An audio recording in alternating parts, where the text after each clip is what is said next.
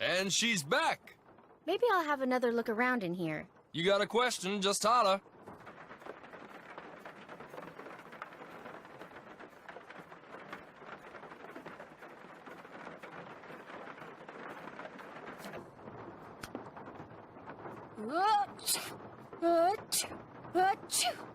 This might come in handy. Ooh, P.U. Ooh, they weren't kidding.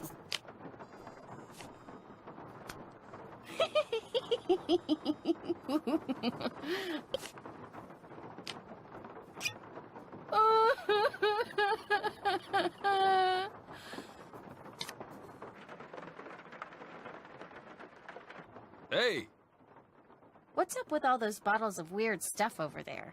Hoodoo's something some of the more superstitious people around here practice. They think if you mix certain herbs and roots a certain way and drink them, or carry special objects around in little mojo bags, it can give you a supernatural edge in your daily life. I'd probably poison myself. Hey, I hear ya, but I can't knock it, 'cause let me tell you, the stuff I got in here sells like hotcakes. Somebody thinks it works, so hey, who knows?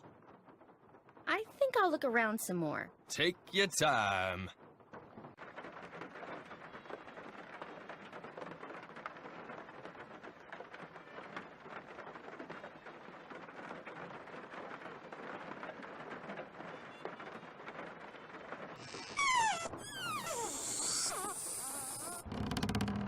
I'm getting there, I think.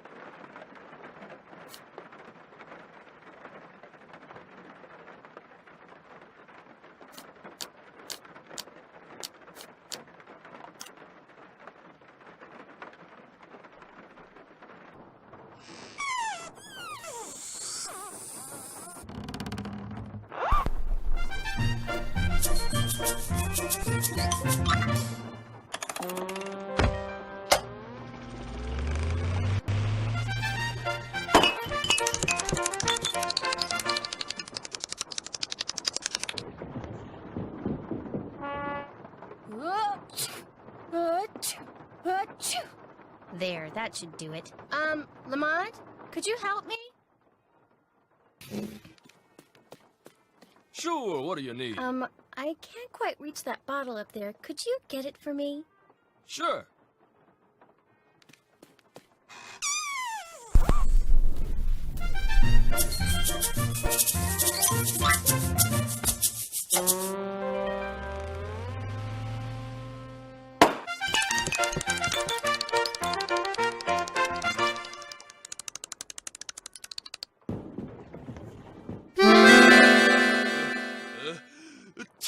Oh no! Oh my gosh! Oh shoot! I'm sorry. I'll go get you something. What do you need? No spray. Back room. No spray, back room, got it.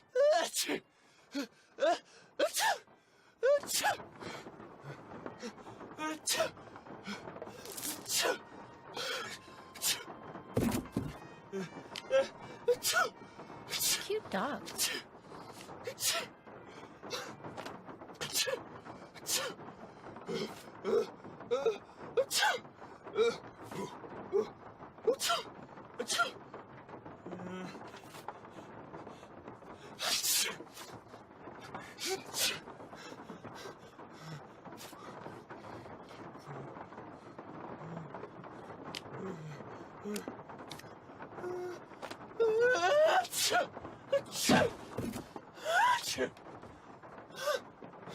I need to go through that box for Nancy, then get the nose spray for Lamont.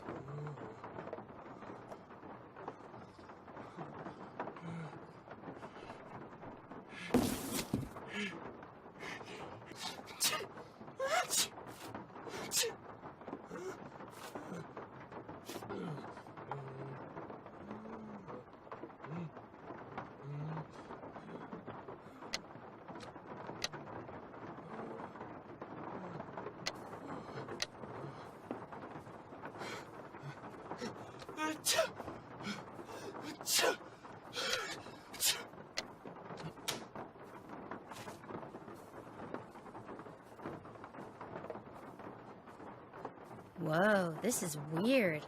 I better call Nancy and read this to her word for word. Wow, Bess, that is weird. No, I'll tell you what's weird. The box the letter is in is padded, and it has this round indentation in it that's the exact size of a human skull. It's like it used to contain a skull, but now it doesn't. Did you find anything else? Yeah, inside the box that this box is in, there's a couple of photographs. One's of a boy and a dog, and the other is of an iguana dressed up like a pirate. What? And there's a costume in the box of a skeleton man. Really? Thought you'd like that. Good job, Bess. I'm going to poke around here and see if I can find out anything about a skull called the Whisperer. You better go take care of Lamont. Would you believe it? The guy is still sneezing. He must keep nose spray around because something's wrong with his sinuses. Oh, he's gonna hate me.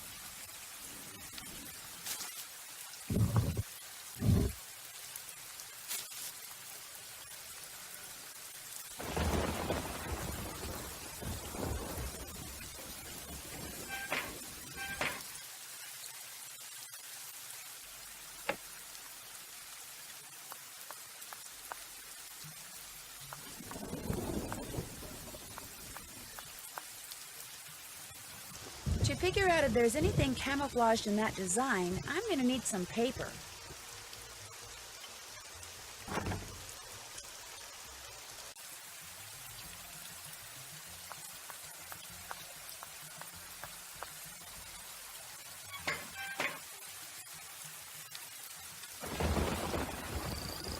Hello again. Do you by any chance have some plain paper that I could use? I most certainly do. But it's up in my room, and I'm afraid I cannot retrieve it for you until I'm finished here. You get the sudden urge to draw a picture? Something like that. I know, I'll help you. That way you'll get done faster. Gracious, you are the picture of impatience, aren't you? Well, I appreciate the offer. But here, why don't you just take this instead? It's an extra key to my room. The paper's in a drawer in my nightstand. Just go on up and help yourself. But make sure you lock the door when you leave, you hear? You I trust. But Henry, him I do not. I really appreciate this. And long as you're going up there, my appetite could use a little placating, so I would be much obliged if you would bring me a candy bar from my nightstand. And take one for yourself while you're at it.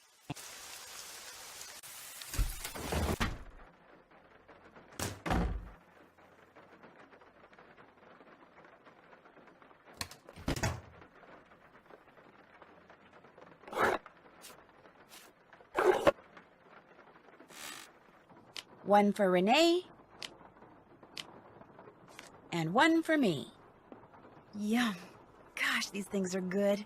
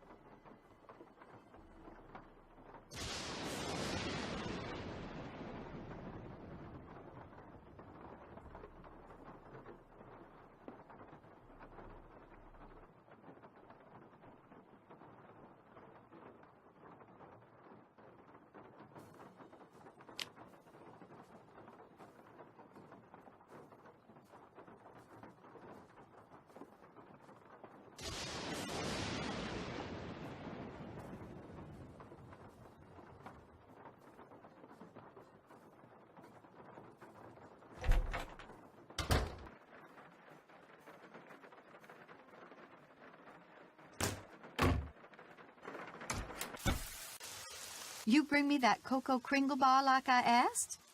Right here. Bless you. I'm so hungry I could devour these plants I'm potting up, dirt and all. How else may I be of service to you?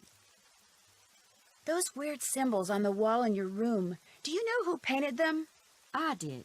Fact of the matter is, there's a spirit living in that wall. A spirit? Got a voice that'd send shivers down the spine of Dracula himself.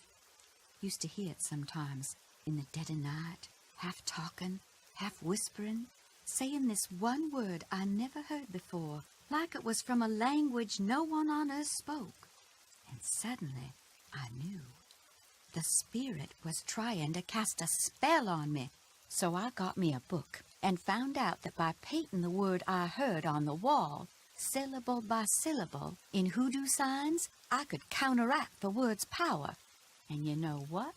The spirit has not spoken that word or any other since. What was the word? Darling, a sack full of water moccasins couldn't get me to say that word out loud. Nor will I write it down. No, sir. Not ever, ever, ever. Nice talking to you. Take care, hon.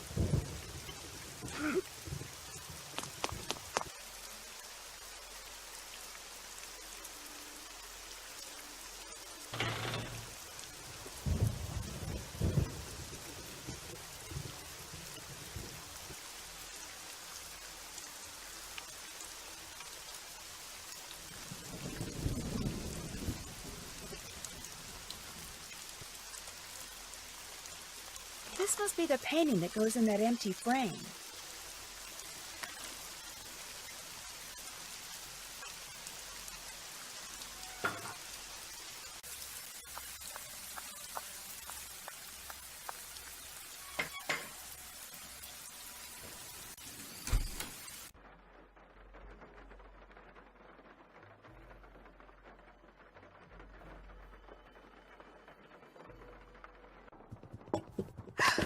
What was that?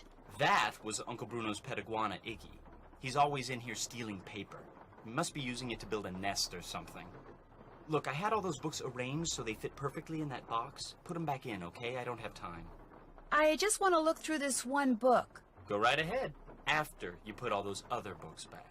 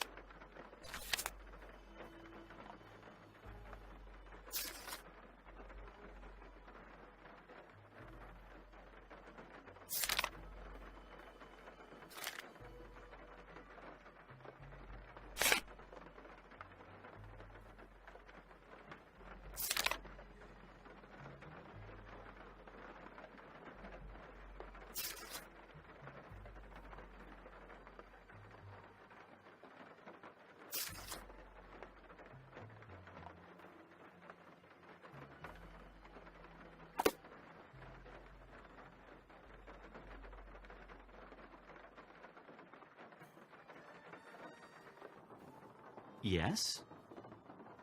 How did Bruno die, if you don't mind my asking? Just dropped dead in the front hallway. I mean, the guy was 95 years old. Here, check it out. Myocardial infarction. That's doctor speak for heart attack. Attending physician, Dr. Gilbert Buford, 504-555-9970. Was that Bruno's doctor? And his best friend, or so I'm told. I've never met him. Interesting keychain. That's one of Uncle Bruno's glass eyes. It's the one he was wearing when he died. How nice. Anything else? I'll stop bugging you now. Sounds good.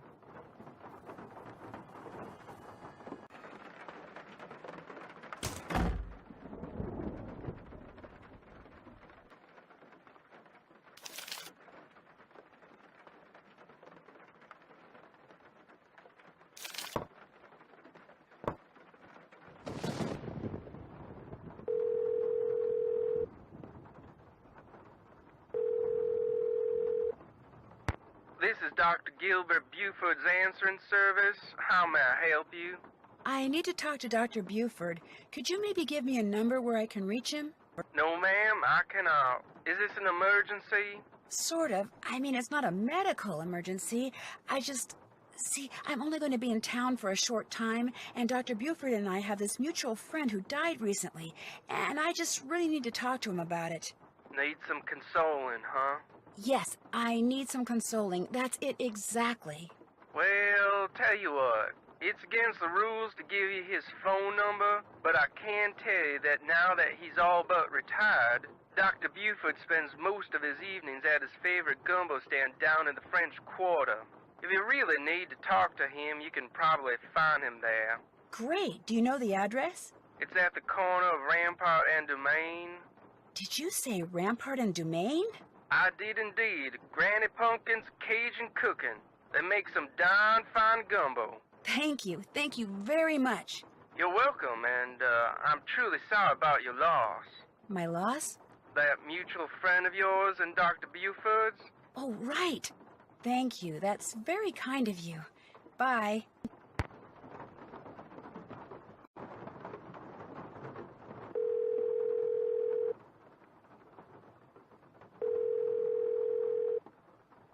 Yes, hello? Hi, my name's Nancy Drew. Is this Professor Hotchkiss? I am she. Nancy Drew. Your name has a ring to it. Do I know you? Yes, as a matter of fact, we met a little while back in Wisconsin. Oh, yes. You were the delightful young lady doling out the samples in the tasting room of that cheese factory.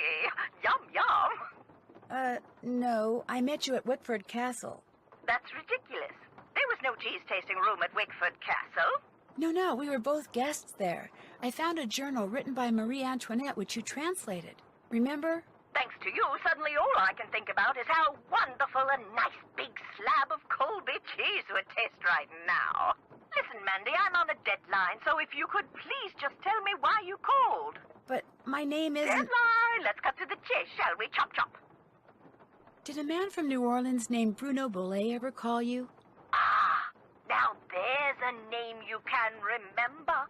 Bollet. Nice and French. I'm a scholar of French history, you know. Yes, I know. So did Bruno Bollet call you? Indeed he did. Oui, oui. How long ago was that? Do you remember? 2, perhaps 3 years ago, he had just read my book, The Crystal Skulls. Fact or fable, one of my best efforts. Sold like hotcakes, smothered in a rich, tangy lemon sauce. Did he say anything about owning one of the skulls himself? I would have hung up on him straight away if he had. I tell you, Brandy, if I had $1 for every crackpot who's called claiming to own one of those skulls, I'd be able to dine at the Russian tea room every evening for the rest of my life. All right, that's a bit of hyperbole, but you get the picture. No. If memory serves, we talked mostly about the skull called the Whisperer. He wanted to know if I had learned any more about it since my book was published, which I hadn't, or if I had any theory as to what happened to it, which I didn't. And that was the extent of your conversation? Well, now, let me think.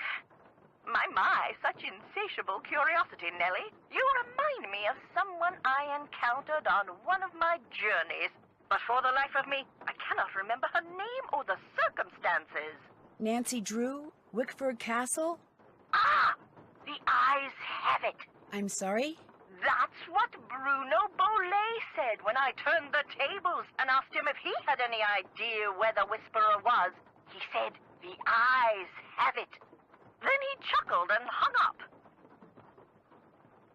How much would a crystal skull like the Whisperer be worth? In this crazy day and age, where the shorn hair and used tissues of celebrities get sold for thousands of dollars, there's absolutely no telling, Candy. $500,000 easily. Maybe even $1 million. Maybe 2. Maybe 10. The sky's the limit. Cha-ching, cha-ching. If someone found a skull made of crystal, how could they be sure it's one of the crystal skulls? Wonderful question, Francie. How indeed? Because there are sure to be thousands of fakes out there. Perhaps tens of thousands. But remember, the real skulls were made long before the tools commonly used for carving today were invented. Which means, let's put on our thinking caps.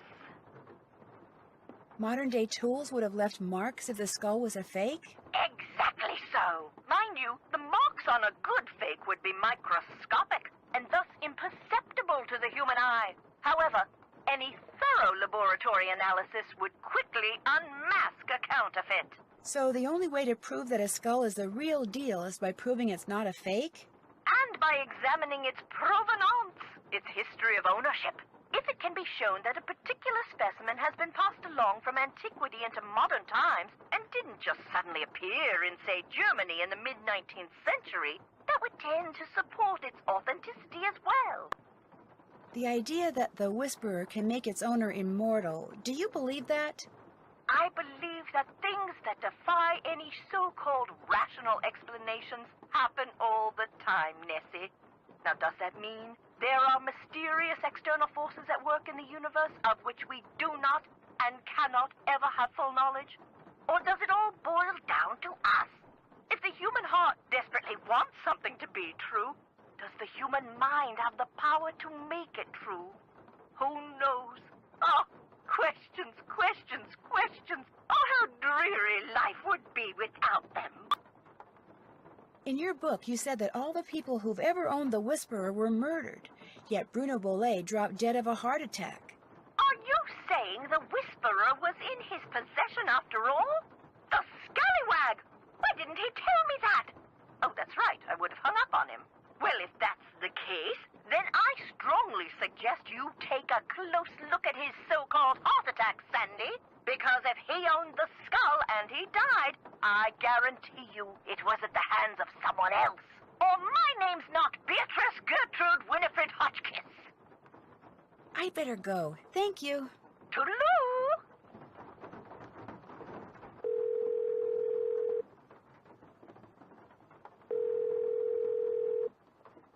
Hello? Hi, Bess, it's me. So what's been happening? Tell me everything. Well, let's see. Since the last time we talked, I was just about getting ready to... Interesting stuff. But the reason I called is, I need you to talk to this doctor named Gilbert Buford, who, as it turns out, likes to hang out at a gumbo stand called Granny Pumpkin's Cajun Cookin', which should be right across from our hotel. You just want me to talk to him? That's it? Nothing nefarious? No black ops stuff? He was Bruno Bolet's doctor, and apparently his best friend, too. I just need for you to see if he thinks there was anything weird about the way Bruno died. What do you mean by weird? I mean, I kind of think maybe Bruno was murdered. Murdered? By whom? That's what I'm trying to figure out. Everyone's a suspect at this point. Including this Gilbert Buford guy? Well... Great, I'm gonna be chatting up Jack the Ripper. Oh, I'm sure the guy's fine, but be subtle, just in case. Well, I can see the gumbo stand from our balcony. If he's the guy that's sitting down there, I guess he looks harmless. Okay, I'll go talk to him. Thanks, Bess. Let me know what happens. Cheerio! Why, hello, young lady. How kind of you to grace an old man with your lovely presence. Are you Dr. Gilbert Buford? I'm delighted to report that I am indeed. Do you mind if I join you? Of course not. A little lively discourse would brighten this gloomy evening considerably. This here is my favorite spot in the whole city. Delicious gumbo, pleasing view, particularly now, I might add. My name's Bess Marvin. I'd like to ask you some questions about Bruno Bollet, if that's okay? I'd prefer subject matter of a happier nature, but I do not want to seem inhospitable, so what is it you want to know? Is it true that Dr. Bollet was your best friend? Well, now, I was certainly his best friend, but I cannot honestly say that he was mine. Fact is, while socializing with my fellow man, particularly with pretty young women such as yourself, has always been a source of pleasure for me, Bruno was just the opposite. Unfortunately, the older he got, the more numerous his idiosyncrasies became, and the less concern about their negative effect upon others he became. His idiosyncrasies didn't bother you? Now, as a doctor of medicine, I am not only accustomed to dealing with the abnormal, but I find that I am actually drawn to it. I, for one, thoroughly enjoyed Bruno's outlandish personality, although at the same time I fear it may have played a role in his demise. You see, he died of a myocardial infarction, most likely caused by age-related atherosclerosis. Dying of a heart attack is all too common for people who are socially isolated, and Bruno Bollet had most certainly become that. Where was Dr. Bollet when he had his MI? In the foyer of his house, just inside the front door. In fact, I hadn't seen him for a while, so I picked that day to pay him a visit. I walked up to the front door, found it unlocked as usual, opened it, and there he was, lying on the floor in obvious distress. The next thing I know, his housekeeper came running in and started shrieking and carrying on, until finally I sent her out of the room so she could summon an ambulance, and I could once again hear myself think. Then let's see. Then I knelt down and saw that he wasn't breathing. So I pulled him away from the doorway so I'd have more room to work on him, and began chest compressions. I continued until the medics arrived, but nothing they did made a difference either. Was Dr. Bollet unconscious the whole time? Yes, he was. Can you remember anything that might indicate what he was doing by the front door? I mean, had he just come in from a walk? Was he wearing a hat? Was he holding anything? Had he dropped something? An umbrella? Sunglasses? Wait a minute. Why, yes, he was holding something. A piece of paper. And on the floor next to him was an envelope. He must have collapsed while reading a letter. Do you know what happened to it? Now, I know the letter was no longer in Bruno's hand when the paramedics arrived, so perhaps he released the letter when I moved him. And yet, I do not recall seeing it on the floor when they wheeled him out the door. Iggy. What's Icky? Iggy. Iggy is an iguana Bruno befriended, then turned loose in his home. It soon developed the annoying habit of stealing paper and stockpiling it in the vent system. Did you see Iggy while you were tending to Bruno that day? No, but then I rarely ever saw Iggy. Moreover, it would not have been the first time a missing document ended up in Iggy's possession. Renee would periodically call me saying the lizard had absconded with one of Bruno's prescriptions and would I please write her up a replacement. In any case, Bruno once told me he was training Iggy. Said he taught Iggy to retrieve the things it had stolen. Did they do an autopsy on Dr. Bollet? No. Given Bruno's advanced age and the absence of any indication of foul play, an autopsy was deemed unnecessary, and the body was cremated according to Bruno's wishes. Did Dr. Bollet ever say anything to you about owning a crystal skull? Why, yes. Yes, he did. In fact, he showed it to me once. Said it had magical powers. Said owning it was going to allow him to live forever. I thought it was utter nonsense and told him so. Well, he didn't appreciate that at all. Refused to talk to me for a full 2 weeks. What'd the skull look like? It was quite beautiful, actually. Life-size, perfect in form and clarity, like a diamond almost. Tell me, Miss Bess, what do you know about that crystal skull? This friend of mine, who is also a friend of Henry Boulay, you know, Dr. Boulay's great-nephew. Anyway, while she was visiting Henry, she saw this book in Bruno's library about the legendary crystal skulls and was kind of intrigued and thought that since Henry said that you were pretty much Bruno's only friend, maybe Bruno had said something to you about it, and as it turns out, he had. That's all I know. I see. Well, much as I'd like to believe that skull holds the key to immortality, I'm afraid Bruno's passing proves it's worthless. Although it would make an attractive paperweight, as I recall. Tell your friend not to give it another thought. Do you think it's possible that Renee caused Dr. Boulay's death by, say, hoarding the pills from those missing prescriptions and giving them to him all at once? No. Had he died of an overdose of the medications I had prescribed, the manner of his death would have been quite different. But he died of a heart attack. Of that I am certain. However, I know for a fact that Renee is deeply involved in the practice of hoodoo. And as Bruno's housekeeper, she had ample opportunity to use it against my poor old friend. You mean hoodoo really works? Young lady, never, ever underestimate the power of suggestion. If a person believes in something, even on a subconscious level, fantasy can easily become fact. And who knows what rubbish Renee filled Bruno's mind with? Drink this, don't eat that. This brings good luck, that brings bad, day in and day out. Even if he said he didn't believe a word of it, who knows how much his subconscious was absorbing? He was very old and vulnerable. So could Renee have caused Bruno to have that fatal heart attack? There's not a doubt in my mind she could indeed. I'll let you get back to your gumbo. Good night.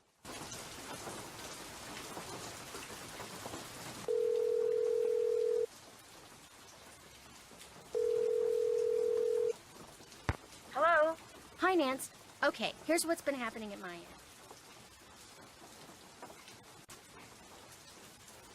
And that's pretty much it. Good work. I'll take it from here. Thanks again. Good luck.